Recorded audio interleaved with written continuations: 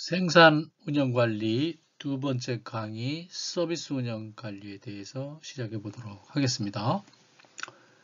서비스업은 기존의 생산 운영 관리 방법이 적용되어 왔던 제조업과는 특성이 매우 다르죠. 그리고 이제 전문적이면서 제조업과 차별화되는 서비스 운영 관리 방법이 사용될 필요가 있습니다. 그래서 그 내용을 좀 속성을 알아보면 서비스의 개념 및 속성. 자, 현대적 의미에서의 서비스란 상대방에게 소유권의 변동 없이 제공해 줄 수 있는 무형의 효용 또는 활동을 통해서 만족을 주는 행위라고 할 수 있습니다. 자, 우리가 호텔방을 하루 이용했어요.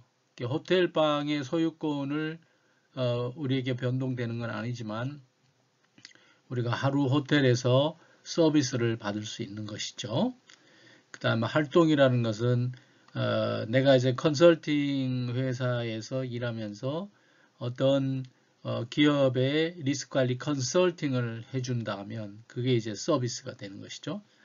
자, 최근에서는 이런 그 서비스가 제품과 결합해서 상품화되는 그런 경향을 보인단 말이죠. 예를 들면 제가 컨설팅을 하면서 그 리스크 관리 시스템을 만들어 주는데 리스크 관리 그 시스템을 운영하는 데 들어가는 하드웨어나 소프트웨어를 같이 제공한다는 거죠.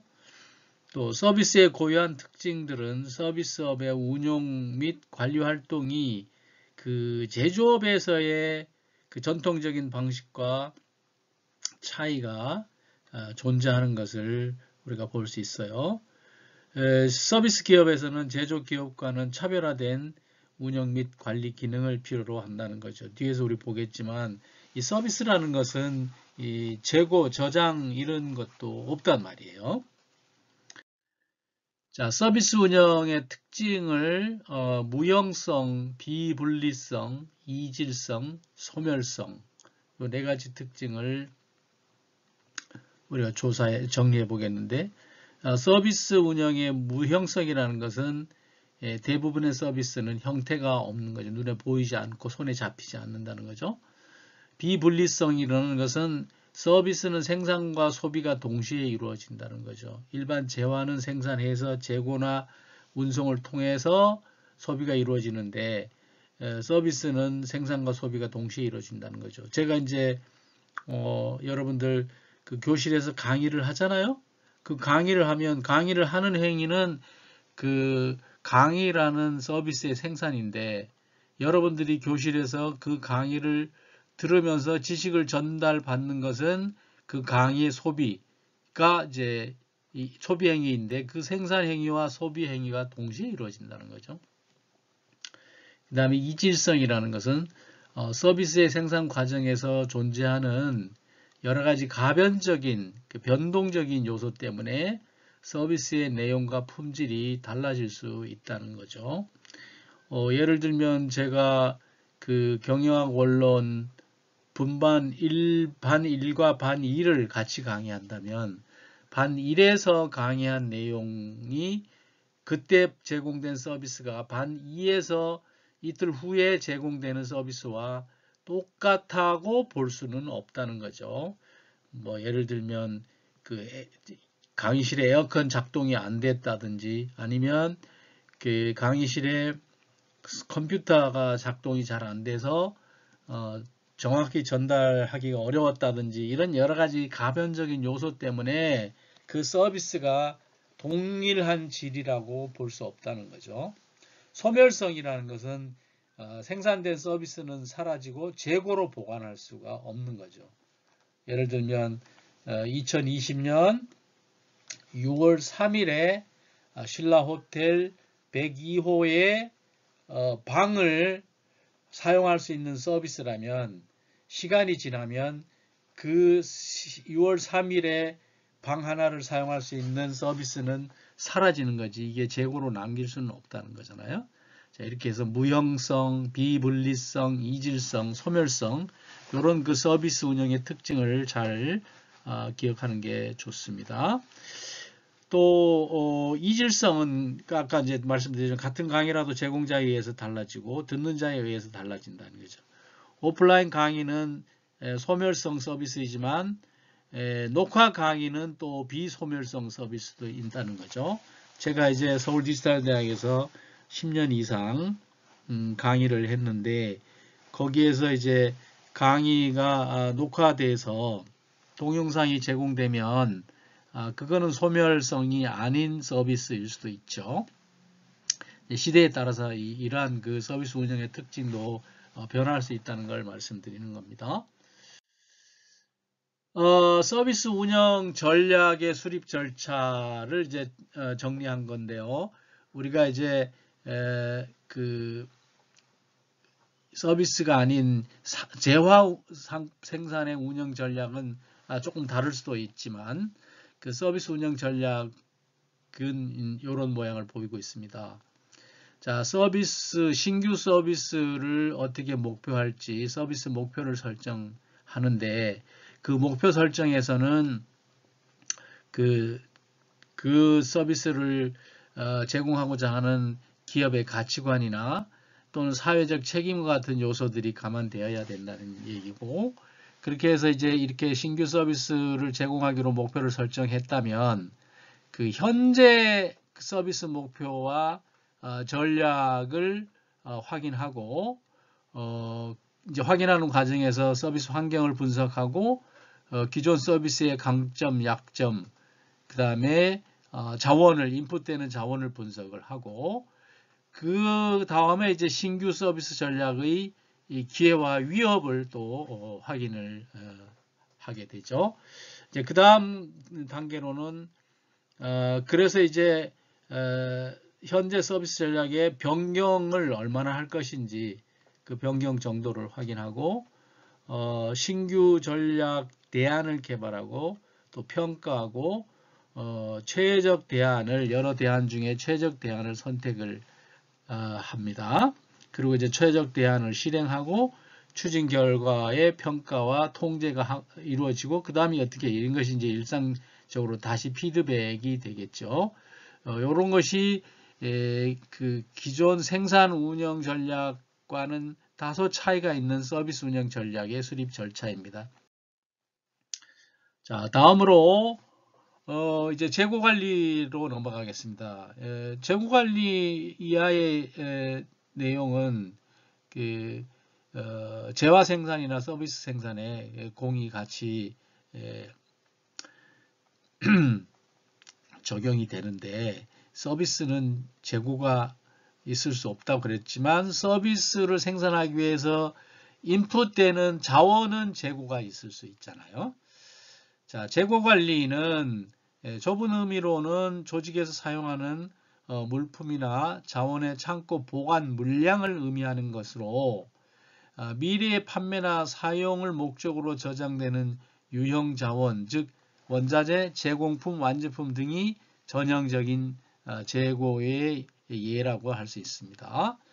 그런데 이제 넓은 의미에서는 이것 외에도 인적 자원, 즉 노동력, 그리고 자본, 에너지, 장비, 원자재 이런 모든 투입 요소까지 범위를 넓혀서 재고로 우리가 간주할 수 있다는 거죠. 재고 관리의 기본 목적은 적시 정량의 재고를 통해 고객 만족을 최대화하는 것이죠. 그 just in time 이런 내용에서도 이제 보겠지만 그 적시 정량의 재고가 매우 필요하죠. 관리가. 왜냐하면 재고를 너무 많이 쌓아놓으면 재고와 관련된 비용이 있는 거죠. 그리고 이와 동시에 이제 부수되는 재고의 유지, 재고의 관리 비용을 최소화해야 된다는 거죠. 재고 관리의 목표, 기본 목적으로는. 그리고 재고를 보충할 때, 자, 1회에 얼마를 이제 주문 오다를 낼 거냐. 그래서 이걸 경제적 1회 주문량이라고 하며 이런 것들을 정하는 그 모델도 많이 있습니다. 또 재고 보충을 위해서 적절한 주문 시점, 재고의 타이밍, 재주문점, 리오더 포인트에 관한 결정도 중요하고 기본적인 모형은 비용을 최소화하고 이익을 최대화하는 그렇죠. 비용을 최소화한다거나 이익을 최대화한다는 것은 결국 같은 얘기죠. 자, 이제 우리가 기업을 한다는 것은 리스크 테이킹한 대가로 수익을 낸다고 그랬죠. 그래서 일반적으로 우리가 재고 리스크도 큰 그 기업이 부담하는 리스크 중에 하나입니다. 자, 다음으로 공급사슬 관리에 대해서 정리해 보겠습니다. 공급사슬, supply chain이라는 것은 공급업체로부터 자재를 구입해서 이것을 중간재와 최종재로 변형시키고, 그러니까 예를 중간재를 생산하는 기업은 중간재를, 또 최종재를 생산하는 업체는 최종재를 변형시키고, 이들 제품을 이제 최종 소비자에게 공급하는 데 관련된 모든 활동의 통합을 공급사슬이라고 한다는 거죠. 그래서 이제 공급사슬이라는 것은 공급업체, 제조업체, 유통업체, 고객 사이의 모든 상호작용, 공급업체와 제조업체와 유통업체와 고객 사이의 모든 상호작용을 서플라이 체인이라고 한다는 거죠. 공급사슬은 제품 또는 서비스가 공급사슬을 통해 진행할 때 가치가 부과된다는 가치사슬, 밸류 체인과도 동의어로 사용된다는 거죠. 여러분들 부가가치세라는 거 아시죠? 여러분들이 중간 도매상이라면 여러분들이 물건을 사서 물건을 살 때의 가격과 팔 때의 가격이 차이가 나잖아요. 그러면 그 가격 차이가 뭐예요? 그러면 중간 도매상으로서 그 기업이나 그 상점이 만들어낸 가치가 있다는 거죠. 그래서 그 가치, 부가가치만큼 세금을 낸다. 그래서 부가가치세라는 거예요. 또 공급사슬 관리는 모든 공급사슬 내의 여러 활동들의 조정, 통제를 의미한다는 거죠. 이 공급사슬 관리가 이게 쉬운 일 아닙니다. 공급사슬 내부의 자재, 제품, 서비스, 정보의 흐름을 총 비용을 낮추면서 고객의 욕구를 만족시키도록 관리하고 조정하는 것이 이 공급사슬 관리의 핵심이죠. 공급사슬의 이제 사례를 보면 뭐 이렇습니다. 이제 공급업체가 있고, 그 다음에, 여기 지금, 제조업체가 있고, 또 도매상이 있고, 고객이 있어요. 물론, 제조업체에서 바로 고객에게 보낼 수도 있고, 여기도 마찬가지로 공급업체가 바로 제조업체에게 보낼 수도 있고 중간 공급업체를 통해서 보낼 수도 있는 거죠. 자, 그러면 여기 지금 공급업체와 고객 간에는 어떤 것이 있냐, 어떤 일들이 벌어지냐면 시장 조사를 해서 어떤 물건이 팔릴지, 얼마나 팔릴지 이런 내용들을 필요에 따라서 조사하게 되죠. 그 다음에 이제 스케줄링 정보, 생산 스케줄을 어떻게 잡아야 할지, 또 엔지니어링과 설계와 관련된 정보, 우리가 그 프라닥에서 이 설계나 디자인 이런 것들에 대해서 그 기업이 마케팅 수단으로 활용할 수 있다고 그랬잖아요. 그 다음에 주문 흐름과 현금 흐름. 주문돼서 물건이 공급이 되면 그 반대로 반드시 현금 흐름이 일어나게 돼 있죠. 그 다음에 최종 소비자를 만족시킬 고객 아이디어와 설계 이런 것도 이제 양쪽 그 공급과 소비 사이에 일어나는 일이고, 그 다음 필요한 자재 흐름, 또 신용 흐름. 그러니까 이게 대금이 바로 현금으로 대금을 주지 않고 뭐 어음을 주기도 하고 외상 매입이 일어나기도 하고 이러기 때문에 신용 흐름도 중요하고, 이제 정보 흐름은 물론 중요합니다. 이제 예를 들면 자동차를 구입하고자 하는 고객이 자동차를 이러이러한 옵션으로 자동차를 매입하겠습니다 하면 그 정보가 공급업체, 제조업체를 통해서 공급업체로 흘러가야 되겠죠. 이런 공급사슬, 그러니까 여기 지금 제조업체와 공급업체와 그 고객 사이에 이 모든 흐름이 공급사슬, value chain, supply chain이라는 거죠. 이제 공급사슬과 관련된 기업의 활동을 보면 여기 지금 실선은 자재, 그 다음 점선은 정보의 흐름이에요. 그래서 이제 크게 여기 자재 관리가 있고, 그 다음에 이제 공급업체로부터 여기 지금 생산하는 단계, 그 다음에 고객 단계 이렇게 크게 있잖아요. 물론 공급업체에서 구매를 하게 되면 이게 입고 창고에 공급업체가 부품을 가져오고 또 그 부품의 품질을 그 일정 수준에 이르는지를 확인하게 되죠. 여기 자재가 이제 이렇게 흘러갑니다. 이렇게 해서 결국 완성품이 이렇게 가는 거예요. 근데 그 사이에 그 끊임없이 정보가 가고 또 정보가 되돌아가고 하는 일들이 벌어진다는 거죠. 그래서 이제 입고하고 검사가 완료되면 원자재 부품 제공품을 이제 창고에다가 재고로 관리하게 되고, 그래서 이제 생산을 하는데 이것을 갖다 씁니다. 그리고 완제품이 만들어지면 그 다음에 이것을 완제품 창고에다가 이제 쌓아두는 거죠. 그래서 여기 지금 원자재 부품 제공품은 생산에 갔다가 2차에서는 다시 여기 지금 창고로 갔다가 생산에 다시 나와서 또 완제품 창고로 가서 검사, 포장, 출고 그리고 고객에게 전달되는 이런 과정이 이제 공급사슬 활동이고, 여기에서 자재와 관련된 것은 이제 자재를 구매하고 생산을 통제하고 창고 및 재고를 관리하고 출고 및 그 운송, 교통 이런 것들을 다 이것이 이제 자재 관리에 해당되는 영역이라는 거죠. 자, 여기서 이걸 이해할 때 그 자재는 이렇게 흘러가고 반대로 정보는 이렇게 흘러가는 것이죠. 그리고 현금 흐름도 반대로 흘러가죠.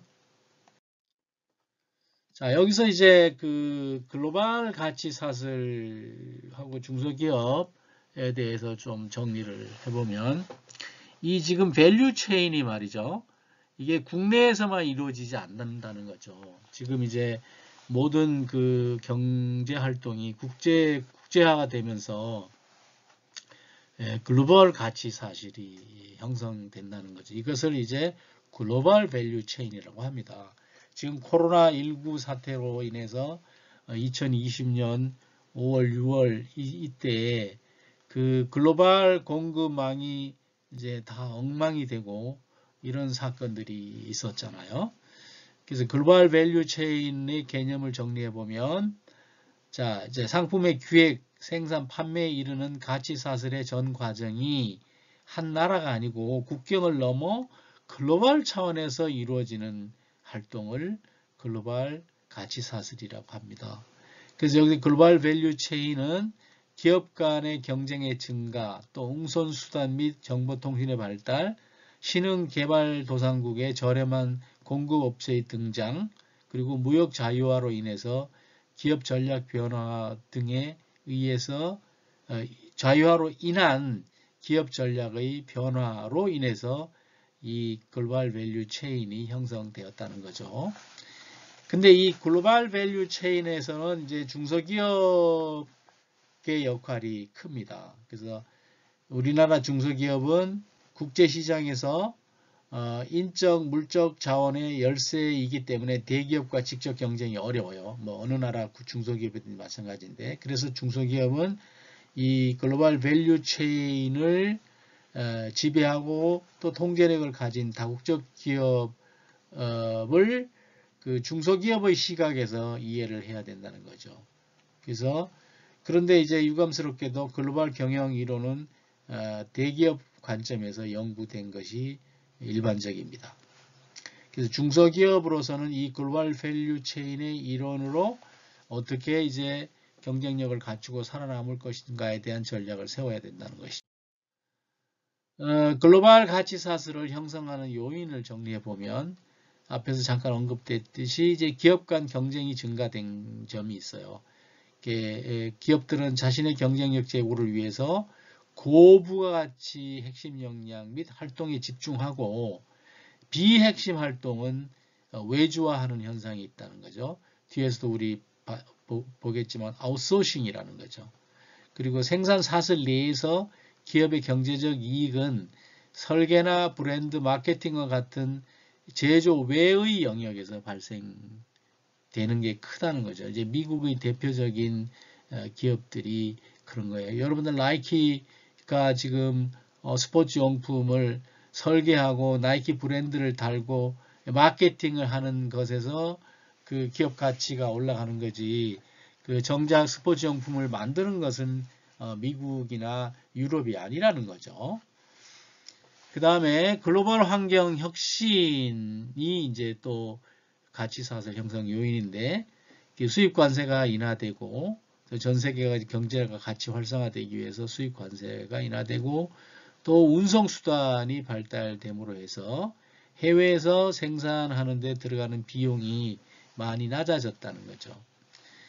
그리고 또 제품 우리가 스탠다디제이션의 표준화에서 봤잖아요. 제품이 표준화됨으로 해서 그 외주 생산의 경제적 효율성이 증대되어 있다는 거죠. 이 표준화가 잘 이루어져서 다른 나라에서 제품을 만들어 와도 그렇게 질적이나 또는 그 표준에 떨어지지 않는다는 거죠. 그 다음에 이제 OECD 그 경제개발국 기업가들은 중국이나 인도를 세계의 생산 공장으로 많이 활용하고 있죠. 그래서 이제 관세 인하와 표준화가 외주를 촉진하고 또 여러 나라의 경쟁력 있는 중소기업의 그 글로벌 밸류 체인 참여 기회가 확대되는 것이고, 또 이렇게 중소기업을 글로벌 밸류 체인에 참여하도록 해서 그 중소기업에서 근무하는 일하는 개발도상국 근로자들을 근로 기회를 많이 주고자 하는 그런 관점도 있어요. 그리고 정보통신기술 혁신으로 지식 집약적인 서비스에 대한 외주가 가능해졌다는 거죠. 제가 이제 세계는 평평하다라는 그 책을 얘기하면서 그 인도에서 미국 세금 정산하는 비즈니스를 인도 회계사들이 해준다는 거죠. 그 미국 회계사들은 인도 회계법인으로 그것을 아웃소싱 해버린다는 거죠. 그 다음에 콜센터, 항공사의 콜센터를 여러분들 지금 미국계 항공사에게 궁금해서 전화를 하면 그 콜센터가 미국에 있지 않아요. 그 영어를 쓰는 사람들이 많이 있는 그 저개발 국가에 콜센터가 많이 있어요.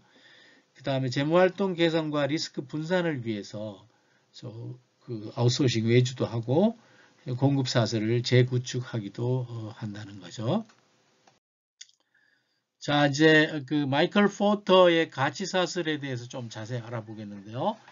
그 마이클 포터의 경쟁 우위 전략이라는 그 책에 나오는 내용입니다. 그래서 마이클 포터는 그 기업의 활동을 지원 활동과 그 본원적 활동으로 이렇게 구분을 해요.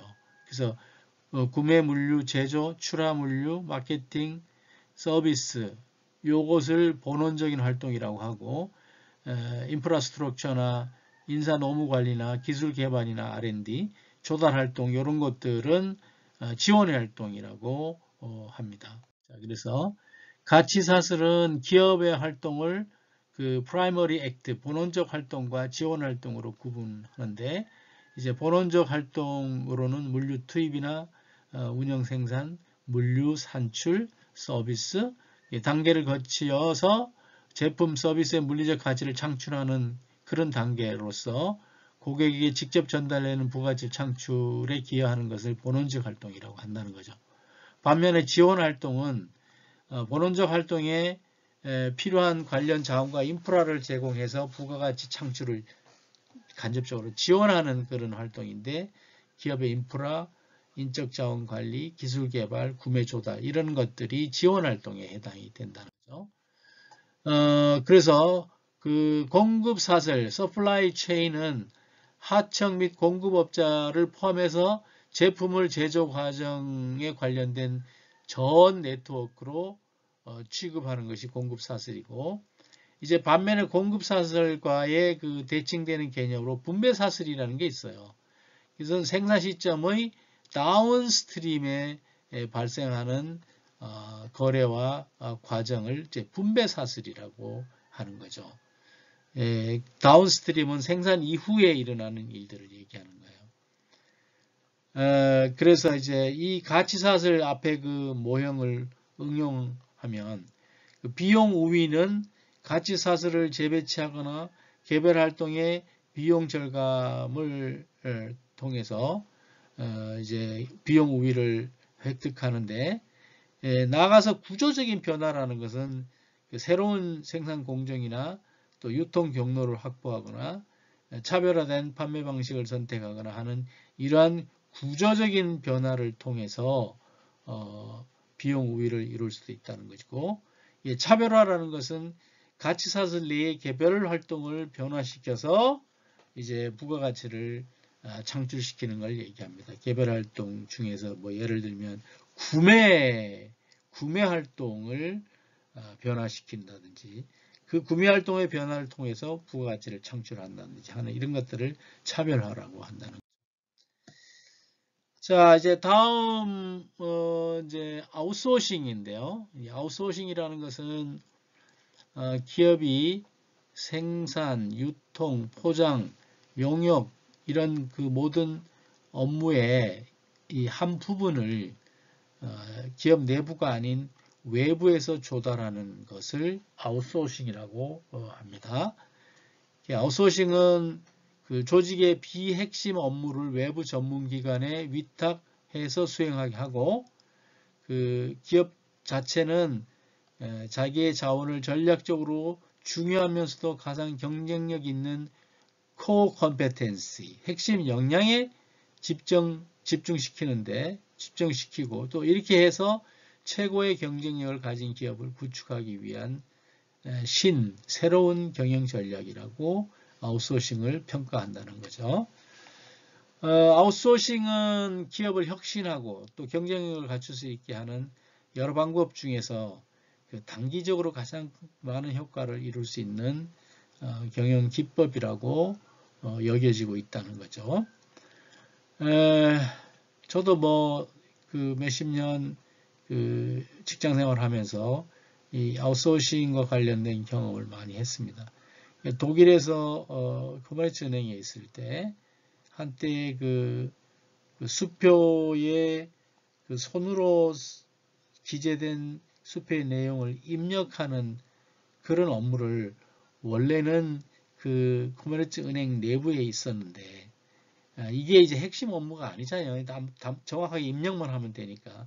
그래서 이것을 별도로 자회사를 만들어서 아웃소싱하고 궁극적으로는 그 자회사를 다른 기업에게 넘기거나 독립시키는 그런 아웃소싱도 제가 경험을 했습니다.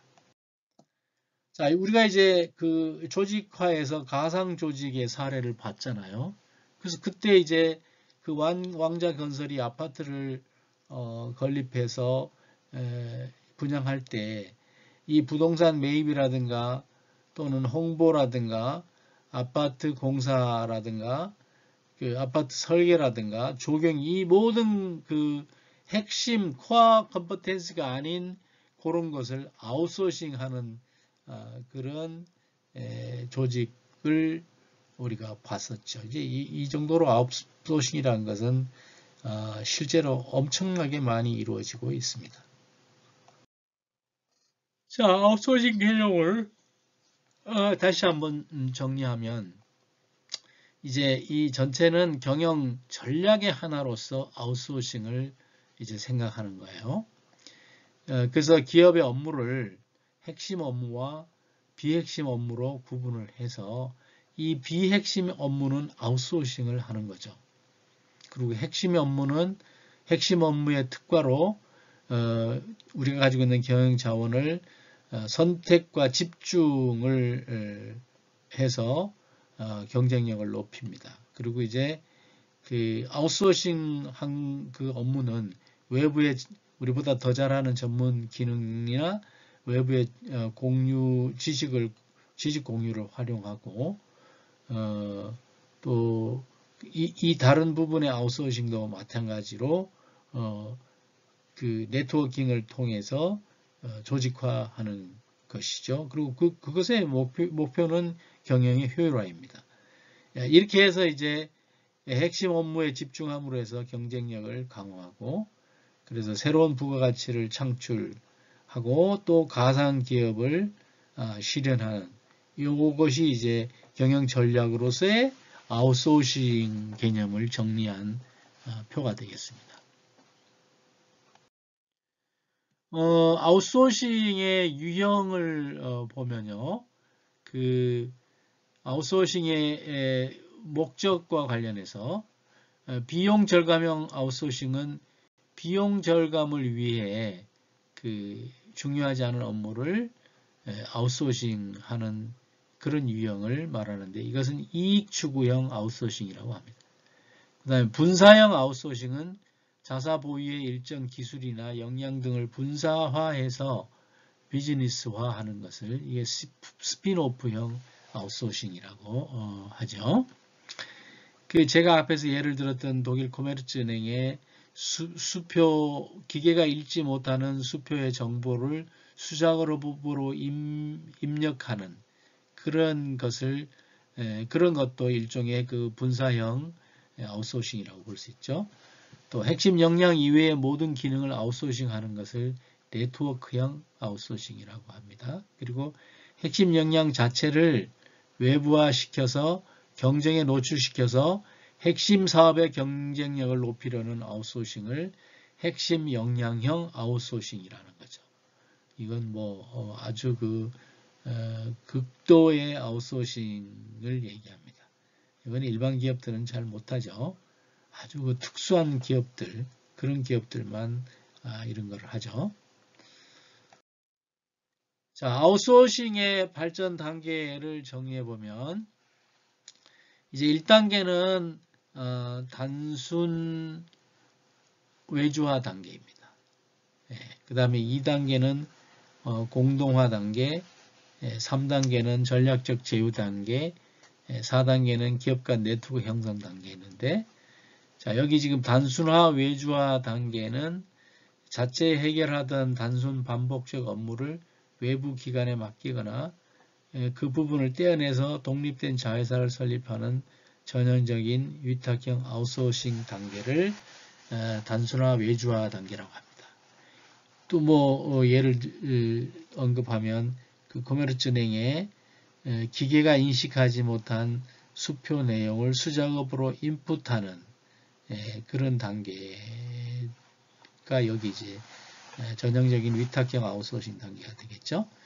공동화 단계는 그 대상 업무를 공동센터화 또는 네트워크화해서 인프라의 공유하는 그런 단계를 얘기합니다. 이제 여러 회사가 있을 때 그 회사들의 어떤 업무를 그 몇 회사가 같이 공동센터화해서 거기에서 하도록 하는 그런 것이 이제 공유화 단계이고, 전략적 제휴 단계는 앞에 1단계 단순화 외주화 단계나 공동화 단계를 포함해서 또 스스로 할 수 없었던 업무의 수행을 위해서 그 다른 기업과 전략적 제휴를 맺는 단계를 말합니다.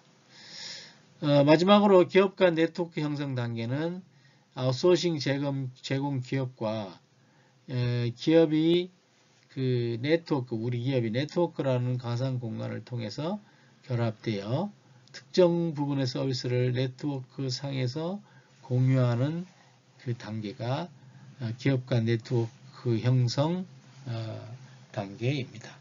우리가 앞에 가상 조직에서 왕자 기업이 자기들의 그 핵심 역량은 빼고 나머지 다 아웃소싱하는 그런 내용들을 우리가 상상하시면 되겠습니다.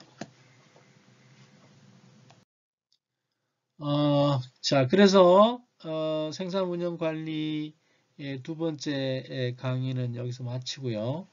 그리고 다음 강의는 인적 자원 관리로 들어가겠습니다.